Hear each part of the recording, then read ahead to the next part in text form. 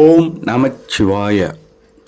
சிவபுராணம் எல்லைகளுக்கு உட்படாத அபரிவிதமான சக்திகளை தன்னகத்தே கொண்டு எல்லாம் கொண்டவராகவும், ஆனால் எதிலும் பற்று இல்லாமல் அமைதியாக இருந்து யோக நிலையில் அமர்ந்து பல திருவிளையாடல்களை புரிந்த சிவபெருமானை பற்றியும் அவரால் ஏற்றப்பட்ட பல திருவிளையாடல்களை நாம் இங்கு காண்போம்.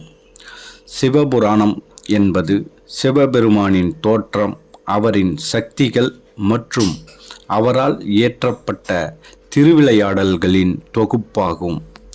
புராணம் என்றால் என்ன?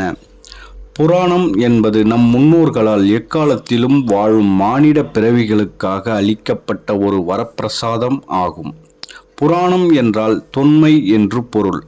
பல பெருமைகளை கொண்ட தொன்மையான நம் நாட்டில் வாழ்ந்த முன்னோர்களால் எதிர்காலத்தில் நிலவும் சங்கடங்களை களையவும் அறவழியில் சென்று தீர்வு காணும் விதமாக ஏற்றப்பட்ட கதைகளின் சங்கமம் ஆகும்.